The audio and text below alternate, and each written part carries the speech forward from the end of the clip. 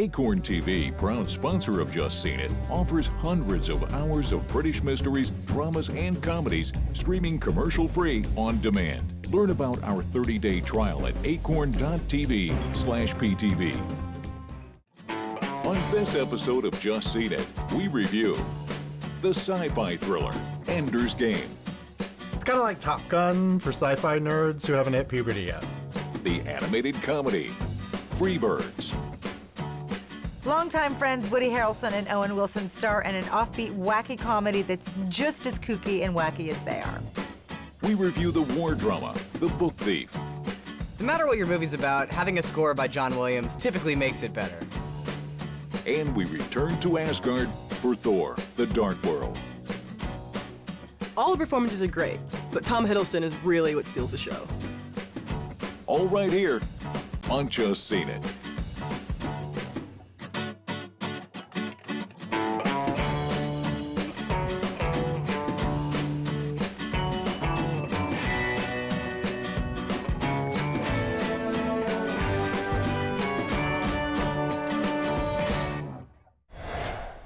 Earth has barely survived an alien war.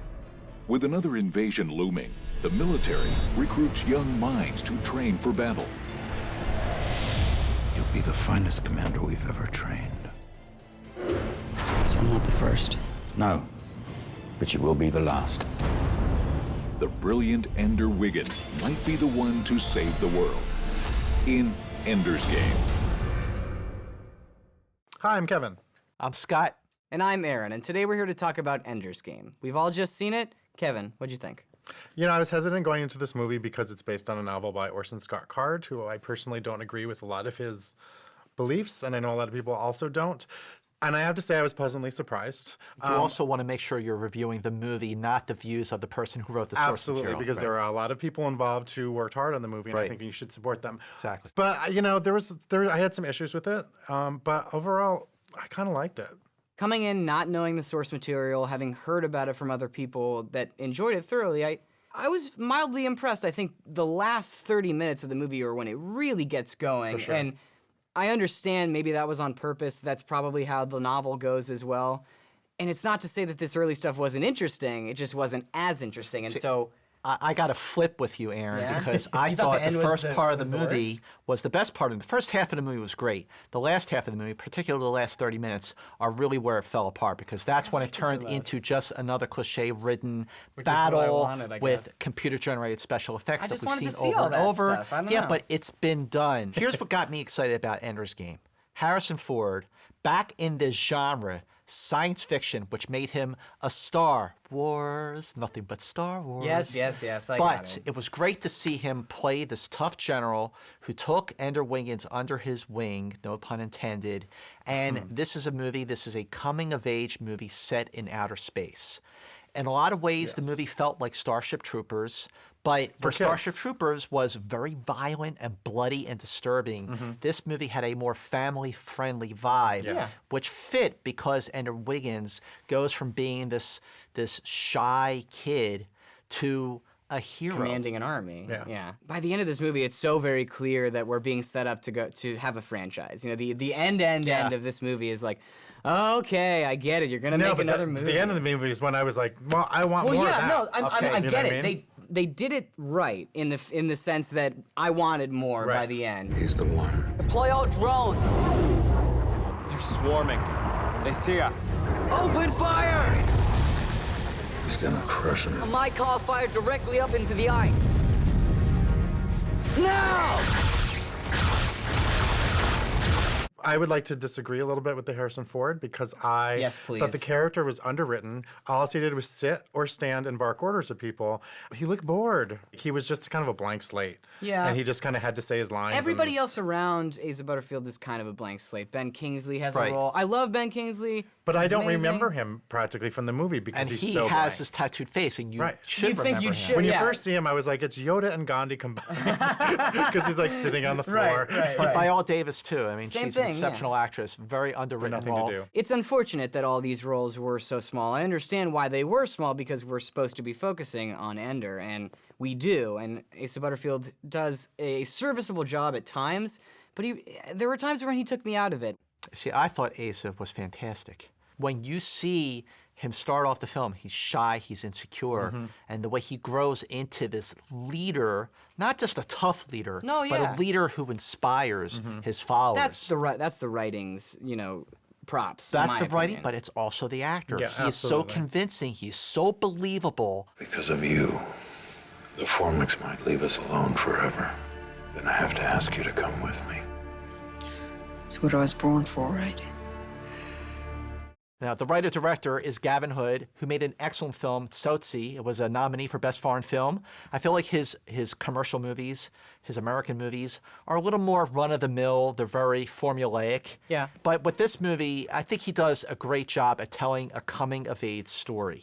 It's when he gets into all the sci-fi cliches that the movie loses its appeal for me. And I do like sci-fi. The special effects take you out a little bit. I thought they were good.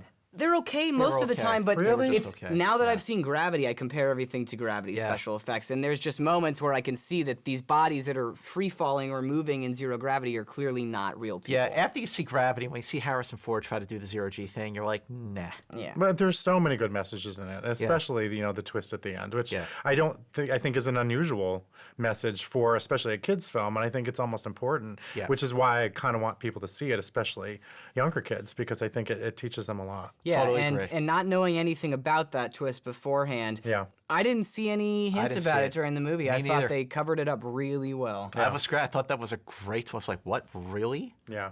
People are going to have to see and find out what this twist is, aren't they? This isn't a totally successful sci-fi adaptation, but it's engaging and it has a great message, so I say see it. Ender's Game is a very entertaining coming-of-age tale set in outer space. The game is on. See it. Ender's Game was definitely an exciting journey into a new world. It's not perfect, but it is a lot of fun, so I say see it. Cheers! Cheers! Cheers! Here's the space. The game is on! Yeah. A turkey named Reggie is pardoned by the president from being Thanksgiving dinner. This is your pardoned turkey. Happy Thanksgiving, little fella. He meets Jake, who wants to change the course of history. A time machine. A time machine. A time... What? Who told you that? So the two travel back in time to take turkey off the Thanksgiving menu in Freebirds. Hi, I'm Kevin. I'm Zoriana. And I'm Sean. It's time to carve out another review, this time of Freebirds. We've all just seen it. Kevin, what'd you think? It's nice to see a Thanksgiving animated movie because they haven't done this holiday yet. But overall, I didn't really think it was that memorable. I kind of walked out and forgot that I saw it. I thought it was such a unique story, and the whole concept of turkeys traveling back in time to take themselves off the menu. I mean, that's hysterical in and of itself. I thought that was really cute. The characters, having one be like a free-range turkey and the other one being a genetically modified turkey. I mean, that made for two very different, turkey dynamics. I didn't think that there was enough conflict between the two of them. They had a little bit of arguing and stuff, but it wasn't like a buddy movie like you would see with Lethal Weapon. I mean, definitely this film had a lot of stuff thrown in. It had, it was a buddy comedy. It was a romance. There was epic battles between like the natives and like the humans. There was stuff that would make PETA proud. There was like shadowy U.S. government stuff. But to me, it's like it's all thrown in like a giant potluck, and that's what Thanksgiving is anyway. So Nice. It works. See, it works. I would go so far as to say it's overstuffed. Ooh. I found elements of it clever, but I actually didn't find it that original, other than the time travel element at the beginning of the movie. The rest of it just feels like Chicken Run or Babe, which were better movies than this, and it's just kind of erratic. With the time travel element just feels like it's a different movie. They were like, oh, we could get turkeys back in time, so let's do this whole thing, which I had a lot of questions about. Time traveling turkeys and how exactly that all worked out, and it didn't really make a whole lot of sense to me. It's only really when the movie gets back in time that I find that it settled down into something that I could enjoy.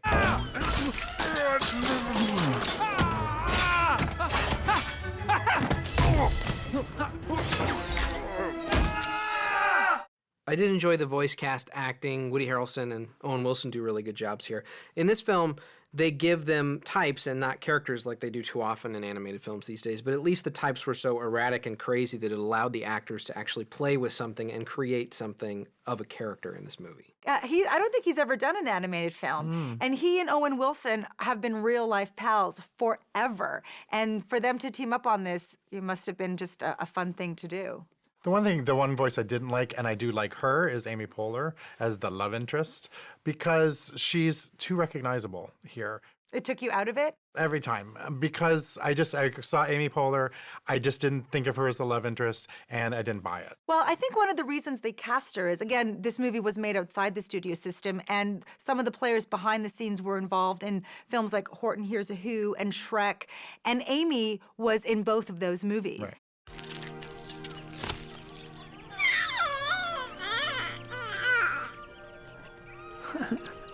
Oh, she wants you to throw up some worms into her mouth. What girl wouldn't? That's sweet. And disgusting. But who I did like was George Takei as Steve. I think that man needs to have his own sitcom, I think, because he is hilarious.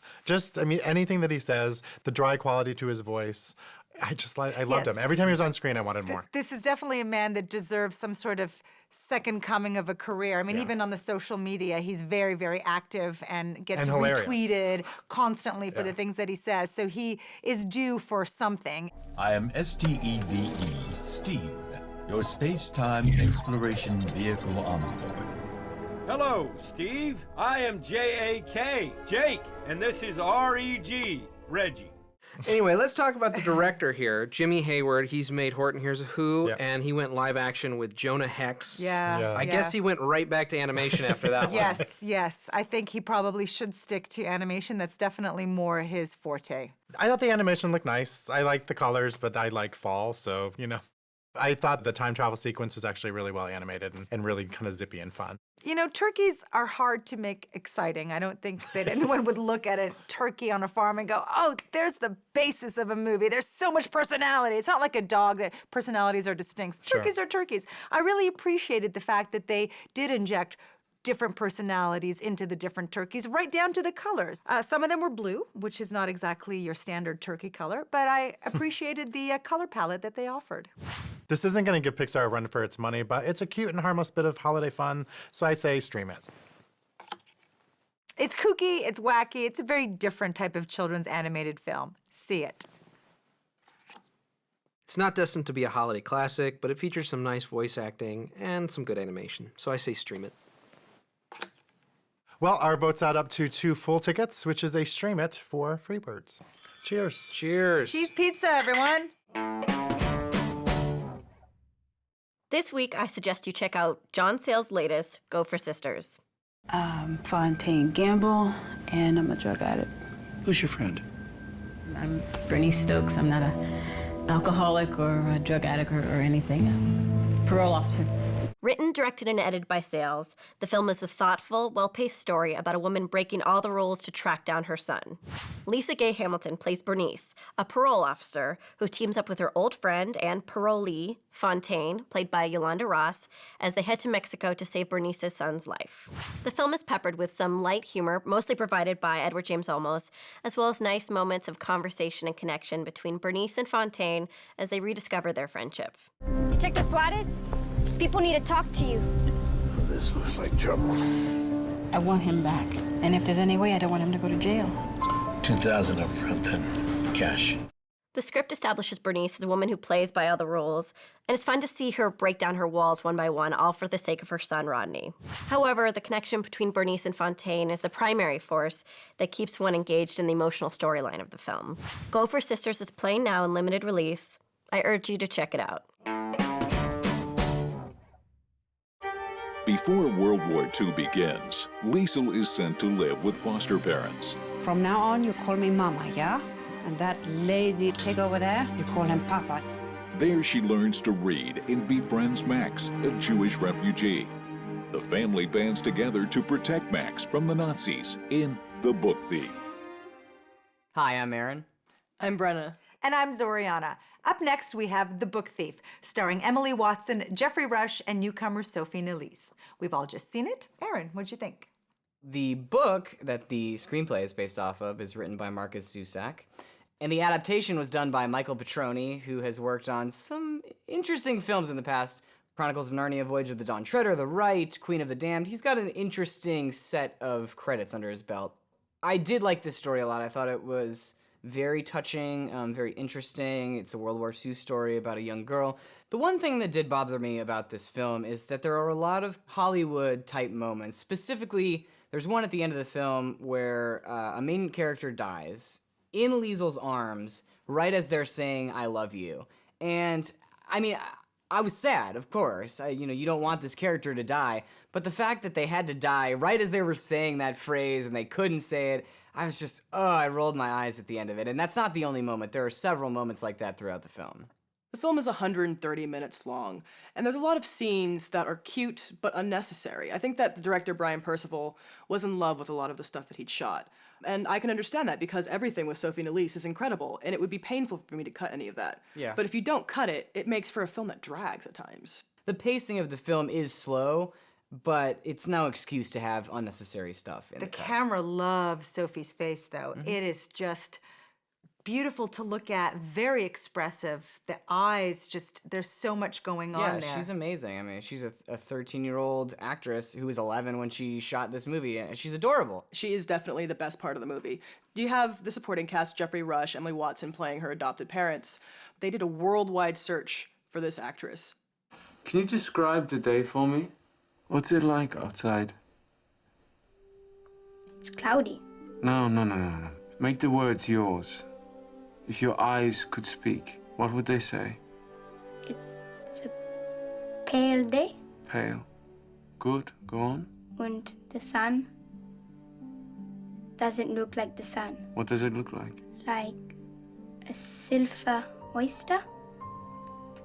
When your lead is a young child, it's very important who you cast because they anchor the film, and if they don't do a good job, the whole thing will just fall apart. So they really have a find in this young Canadian actress. Yeah. I also think it's very important that they surrounded her with strong actors like Jeffrey Rush and Emily Watson because they provide the gravitas. These are hefty actors. They've won a lot of awards. This is totally up their alley. And by having this weight with these two, it enables her to really flourish.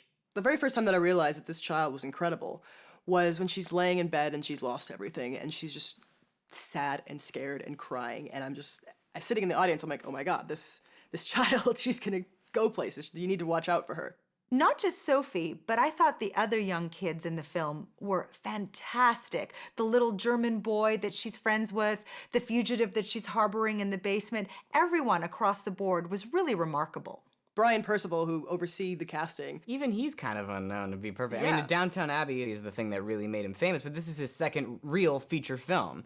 And the team that he has assembled is kind of crazy. I mean, his cinematographer makes such an amazing use of colors, really accentuates the reds of the Nazi uniform and symbol and the grays of the town and the weather. It's so amazing, not to mention that John Williams did the score, which makes any movie better no matter what. Yeah, because normally John Williams is like permanently attached to Spielberg. Yeah, and he gave the movie a very Spielberg quality to it. I actually thought a few moments while I was watching it, oh, this is kind of Spielberg-y, and I guess it was because of John Williams. I thought it really addressed the horrors of the Holocaust in a subtle way, and instead of focusing on all the bad stuff that happened, we actually got to see some good that emerged out of it.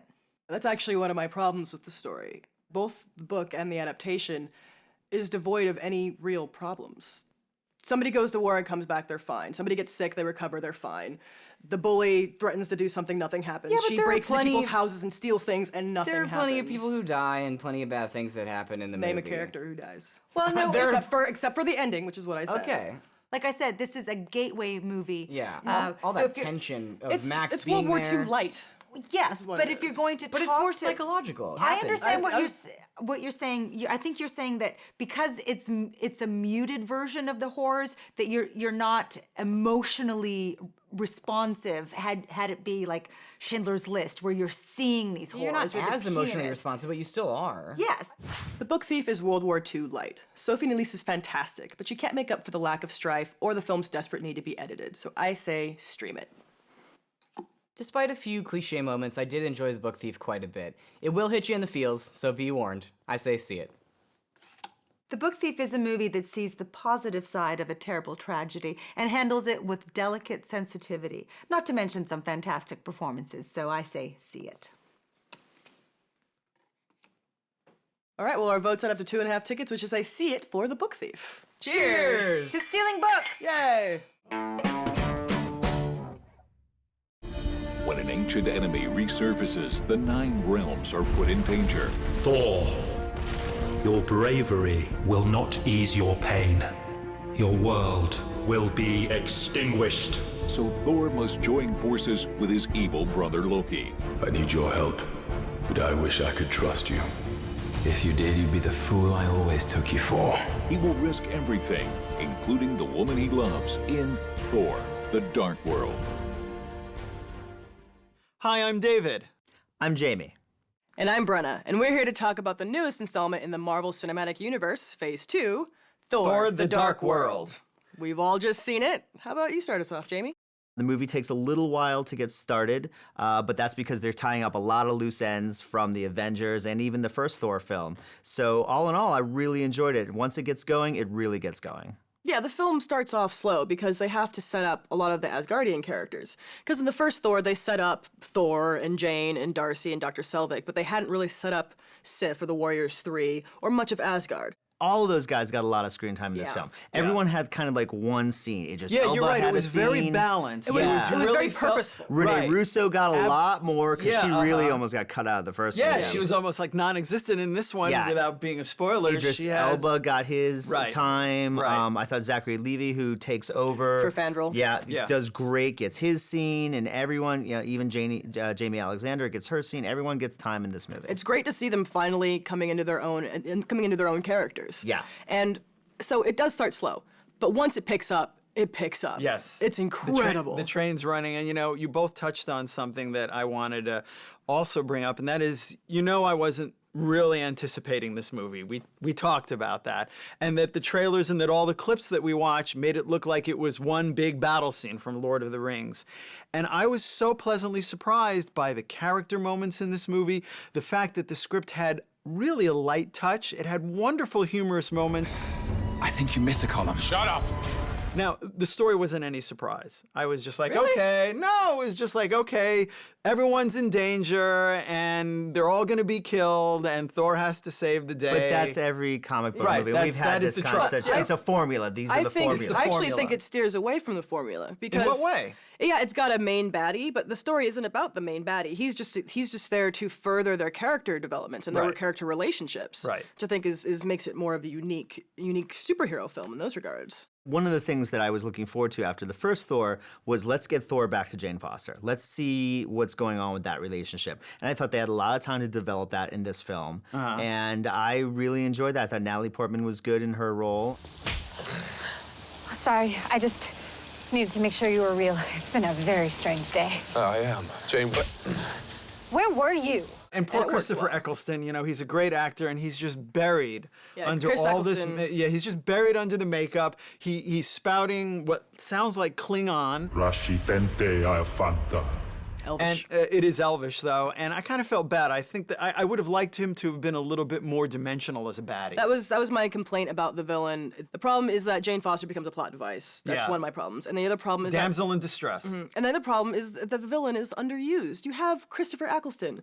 It's an amazing British actor. Yeah, but at the end of the day, he's not really the villain. We all know who the villain is, and it's Loki. And it's great to see, again, that's a really good point. Tom Hiddleston is great in this role. I mean, this was going to be the defining role for his career. Right. And got to see him work with Thor, and also he's always working against Thor, and I loved it. I loved that. It's really creative the way that they made Loki and Thor team up. And that's the way the comic books always were. Loki was Thor's brother and his best friend, but also his worst enemy. Yeah. Right. Which is what makes him such a great villain. Yeah, absolutely. Tom Hiddleston, I think, steals the show again. He's fabulous. He's he's nuanced this time. We see him being vulnerable. Yeah. And he's just got this depth to his character, and he has these dry, witty jokes that work in these environments, as well as seeing the softer side. You must be truly desperate to come to me for help. What makes you think you can trust me? I don't. You should know that when we fought each other in the past, I did so with a glimmer of hope that my brother was still in there somewhere. I did really like the design of the Dark Elves. Yeah, that world was very interesting. Yeah, it was very sci-fi, which worked really well with the archaic Asgardians. So you have like space battle versus Vikings, and it's really visually stunning. Without giving away any spoilers, there are 2 great Marvel cameos in the film. Yes. And they're big surprises, and I thought they were great to see those characters in the movie. I think they're actually, that happens in one of my favorite scenes from the movie. Yeah. And they're both humorous moments. They're hilarious. They're both good. They're great. And like every Marvel movie, this has a great end credit scene. That leads, two. So don't leave until the end, to the final frame of the movie. Yep. And I thought that they both were great and lead up to future Marvel movies. Fans will love the rich world of Asgard and the great character development, and newbies will love the comedy. I give it a surprising see it. Thor: The Dark World starts off slow, but it quickly picks up and becomes one of my favorite Marvel movies yet. See it. Well, the movie starts off slow. It delivers on everything promised from the Avengers, and I think is an excellent addition to the Marvel Cinematic Universe. I say see it. Cheers! Cheers! What, I don't get a hammer? Nope. No hammer for you. We've all just seen it. Scott? Scott, talk to me. It's not historically accurate. What does QT stand for? Cutie? Oh. Thor: The Dark World starts off really slow, but it picks up and becomes stuff.